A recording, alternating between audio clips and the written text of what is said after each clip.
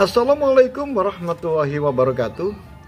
Bismillah, alhamdulillah, wa syukurillah, ala nikmatillah, la haula wa la quwata illa billah, amma ba'du. Pemirsa dimanapun Anda berada, ketemu kembali dengan Ki Lameng Putro. Salam budaya warisan Nusantara. Pemirsa, izinkan saya untuk melanjutkan keterangan-keterangan saya tentang asal-usul keris Setan Kober dan perjalanan sejarahnya. Pemirsa dimanapun Anda berada, di kesempatan yang lalu pada episode sebelumnya, Sultan Hadiwijoyo mengumpulkan putra dan putrinya, kemudian mengajarkan tentang bahaya sebuah peperangan, pertempuran yang mengakibatkan penderitaan dan kesengsaraan. Oleh sebab itu, keinginan dari Kanjeng Sultan Hadiwijoyo agar putra-putranya memahami, karena putra-putranya akan meneruskan dikala beliaunya dalam keadaan sudah tiada.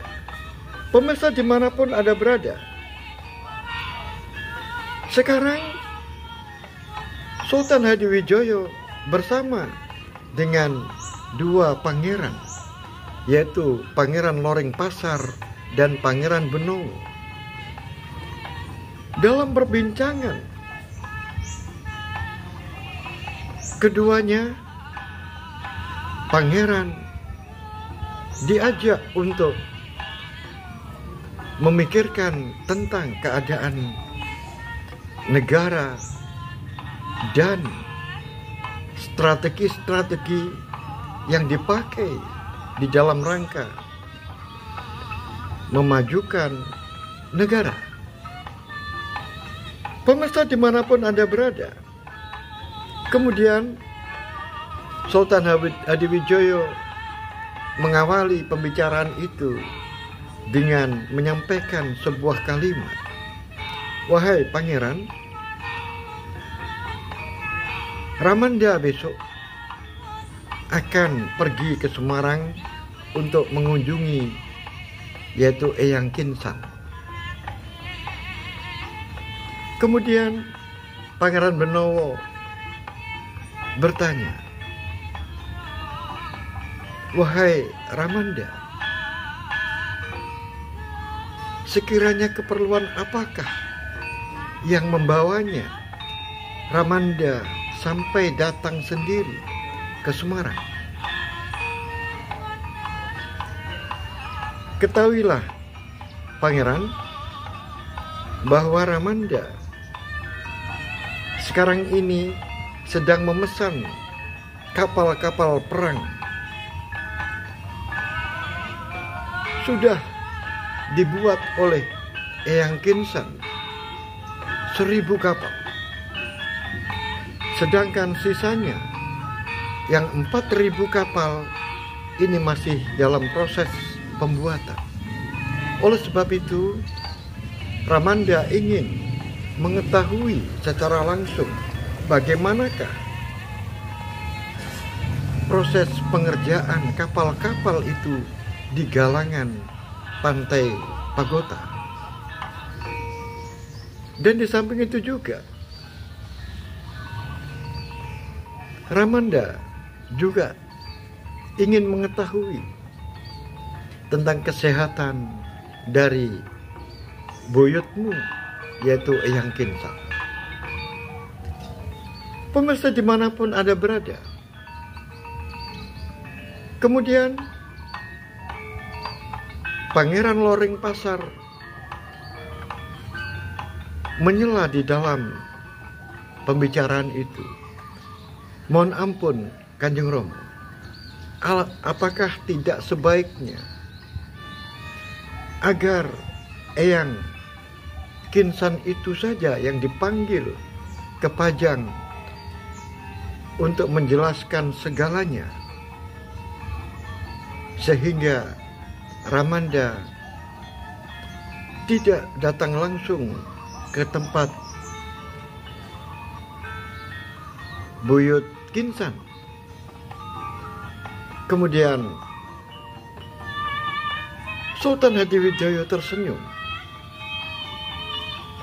Begini, Ger Pangeran, kamu sudah tahu bukan? Eyangmu itu, buyutmu itu sudah sepuh. Usianya sudah 100 tahun lebih. Buyutmu itu di sana hanya mengarahkan para pekerja tukang-tukang yang didatangkan dari Cina. Dan di samping itu juga didatangkan famili-familinya yang ada dari Palembang. Kemudian urusannya juga banyak. Lagi pula, Ger putraku, seandainya Ramanda datang mengunjungi buyutmu, buyut Kinsan,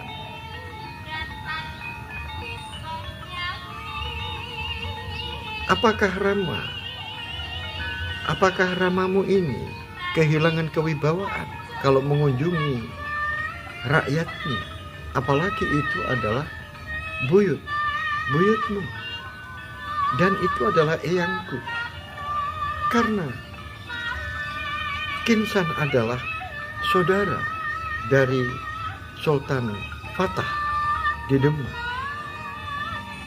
sehingga tidak ada keburukannya apabila aku datang ke sana untuk mengunjungi.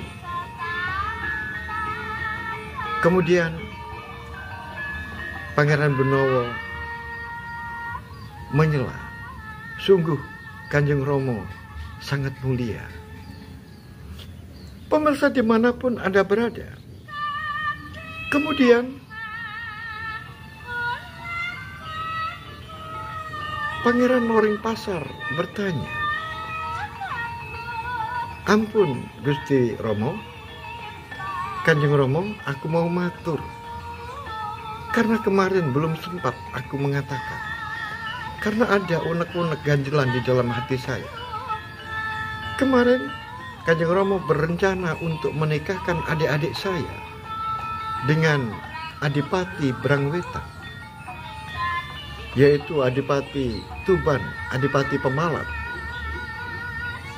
dan juga Adipati Pratanu dari Madura, dan Adipati Wiryokromo dari Surabaya. Romo, terkadang saya juga banyak curiga terhadap orang-orang itu. Oleh sebab itu, Kanjeng Romo, apakah tidak sebaiknya sebelum tiga adipati itu menyerahkan pusakanya kepada Kanjeng Romo sebagai bukti kesetiaan dan penyerahan diri sepenuhnya kepada pajak, barulah diambil menantu? Apabila tidak seperti itu, Kanjeng Romo, aku khawatirkan adipati-adipati itu berkhianat lagi. Baiklah, putraku, akan saya pertimbangkan. Kemudian, putraku, perlu diketahui,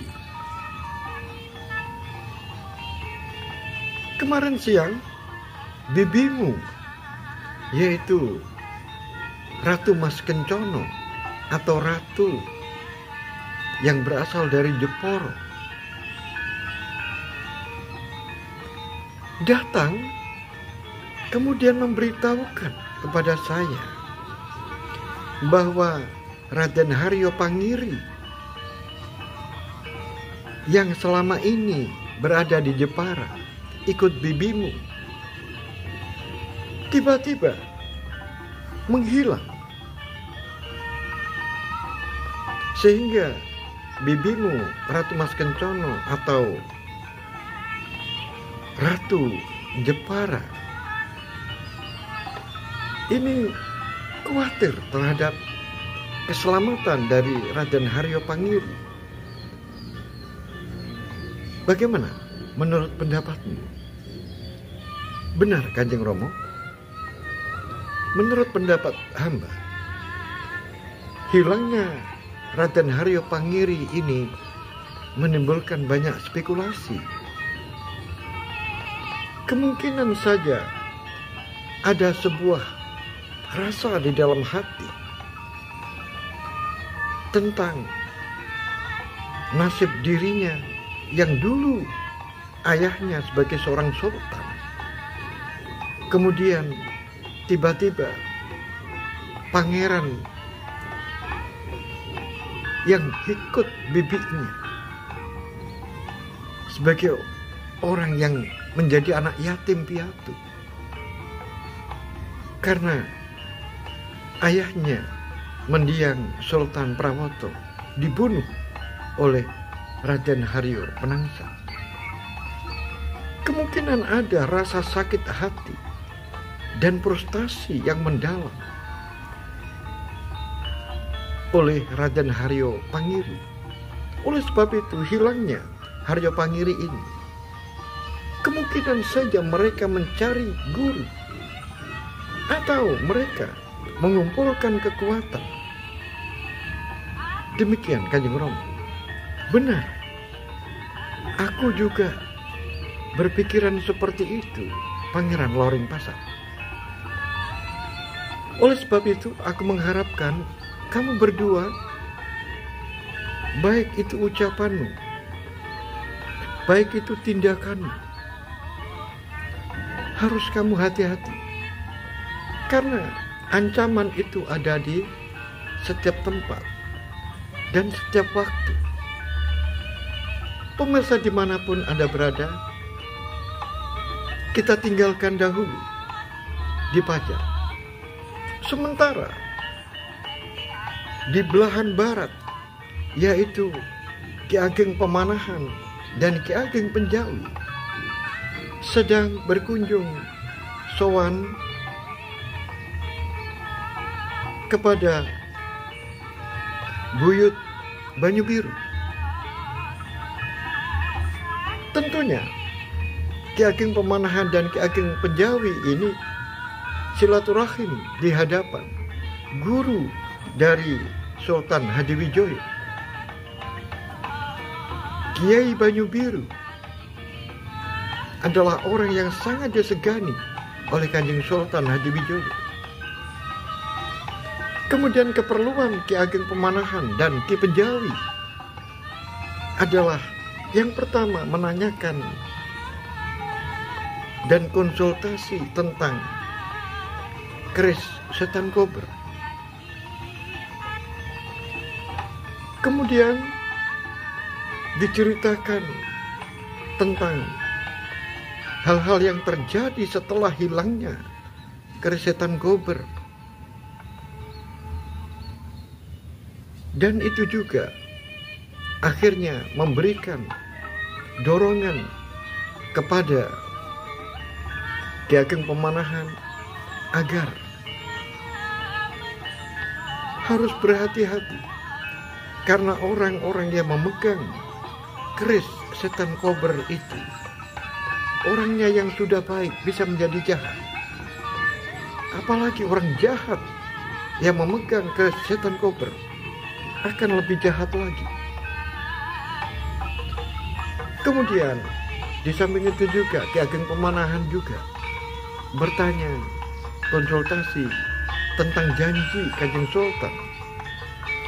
Janji Kanjeng Sultan yang apabila 4 tahun yang lalu, yaitu apabila berhasil membunuh Haryo Penangsang atau Haryo Jipang, maka akan dihadiahi hutan mentau dan tanah pati.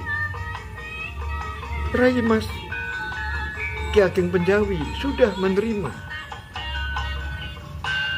sudah diterimakan tanah padi dan sudah mengucapkan janji setia kepada Pajang untuk selamanya. Tetapi untukku, Kiai, belum juga ditunaikan.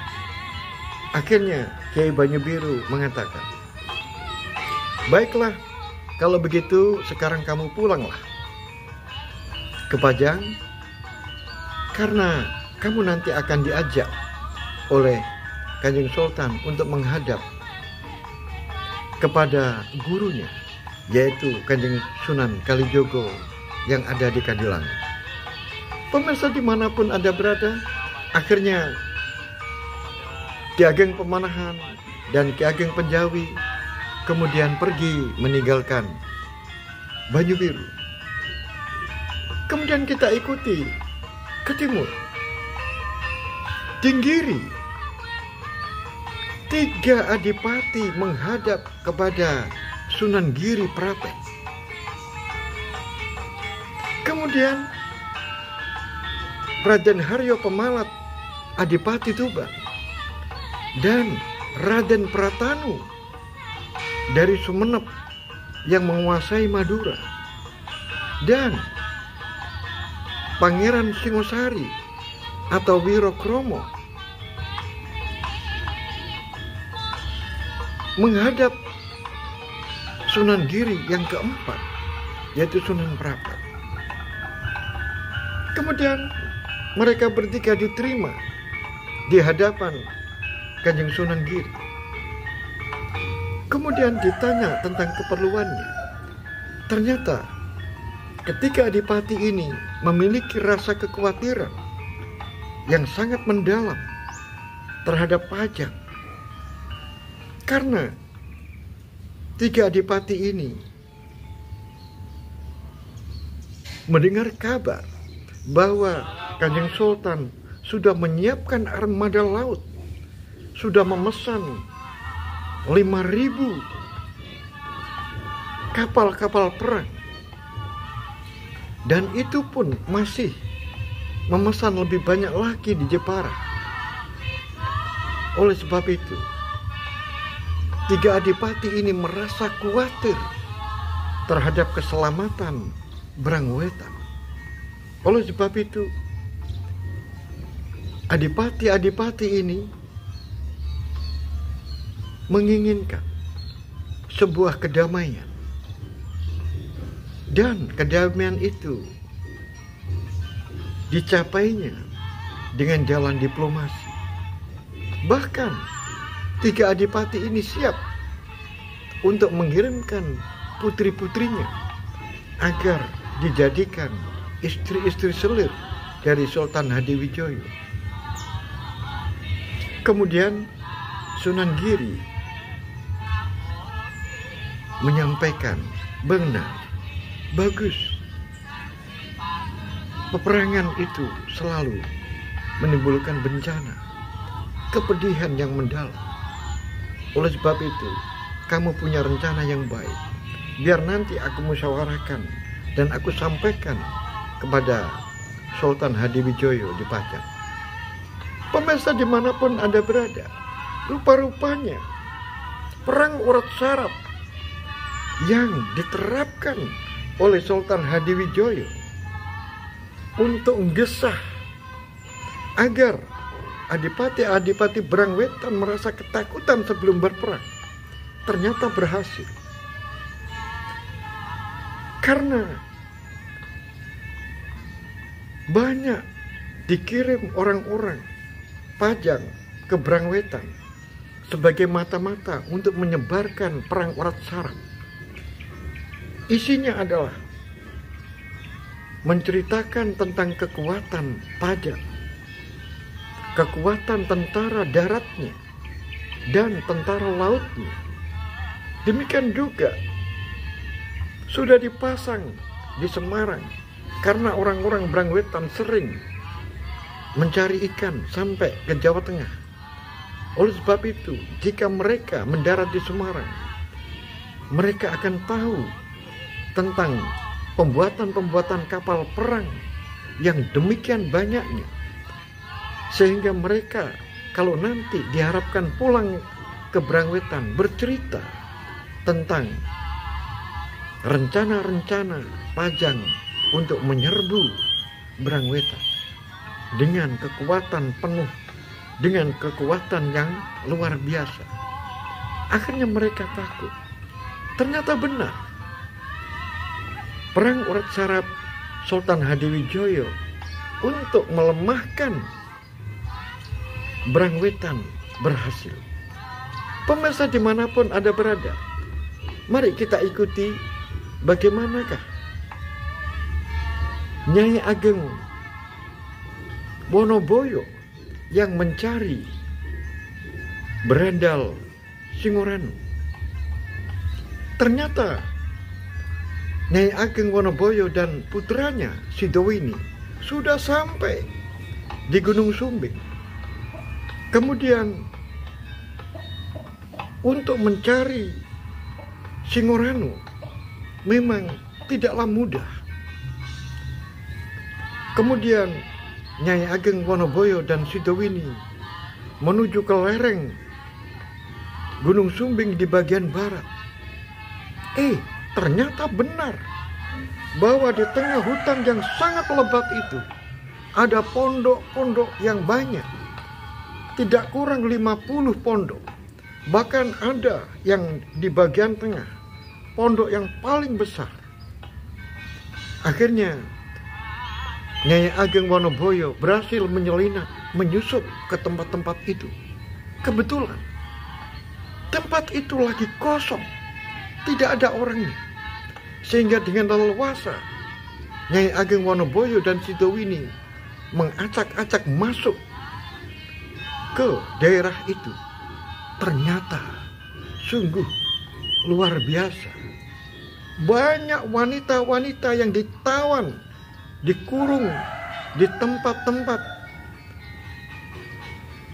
dan mereka dalam keadaan sangat menyedihkan.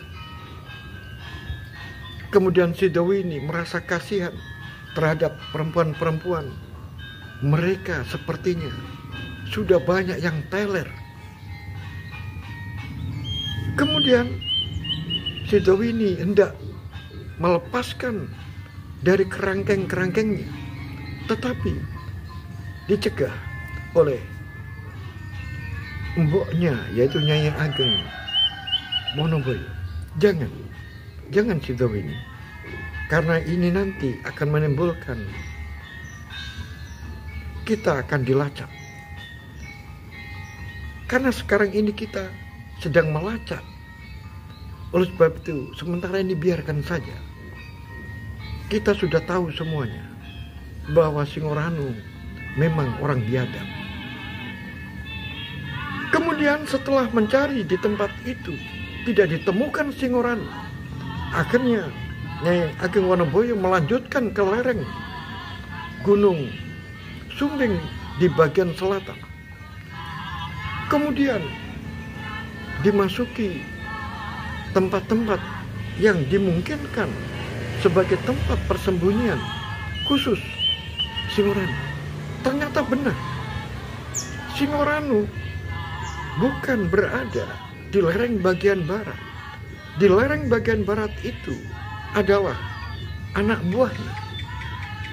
Kemudian Singoranu berada di lereng-lereng yang agak ke selatan. Maka ditemuinya ada gua besar yang sangat tersembunyi. Dan untuk menjangkau di tempat itu tidaklah mudah. Jika orang-orang biasa mungkin tidak akan mampu, karena tempatnya sangat terjal. Dan setelah Sidowini mengetahui tanda adanya burung-burung walet yang banyak berterbangan di tempat itu, akhirnya kesanalah dan masuk ke goa bersama simboknya Nyai Ageng Wonoboyo. Ternyata sungguh luar biasa.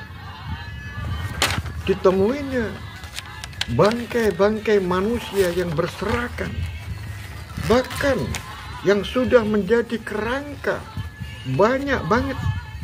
Bahkan yang masih baru pun juga jumlahnya banyak dan baunya luar biasa. Oleh sebab itu, Nyai Ageng Wonoboyo gedek-gedek kepala. Sungguh orang ini biadab. Banyak orang yang disandra di tempat ini, baik laki-laki maupun perempuan. Kemudian mereka disiksa dan dibunuh. Kemudian dicarinya. Ternyata di tempat itu juga belum ditemukan Singoranu. Kemudian menemui sebuah tempat yang dimungkinkan itu adalah kamar dari Singoranu. Ternyata di tempat itu uang kepengan berkarung-karung. Kemudian perhiasan-perhiasan itu berkarung-karung. Merupakan hasil dari kejahatan mereka. Akhirnya Nyai Ageng Wonoboyo memutuskan, wahai anakku Sidewini, ambil emasnya 1 karung. Jangan terlalu berat, ambil secukupnya. Kemudian 2 orang ini keluar dari gua itu dan melanjutkan perjalanan menyusuri kaki Gunung Sumbing ini menuju ke arah selatan. Maka sampailah ke Purbalini. Di dataran Purbalini keadaan sudah hampir malam. Akhirnya Nyai Ageng Wonoboyo memutuskan untuk menginap di tempat ini. Pemirsa dimanapun Anda berada, bagaimanakah kelanjutan dari cerita ini? Ikuti terus cerita ini sampai selesai. Sampai di sini akhirul kalam. Billahi taufiq wal hidayah. Waridha wal inayah. Assalamualaikum warahmatullahi wabarakatuh. Salam budaya warisan Nusantara.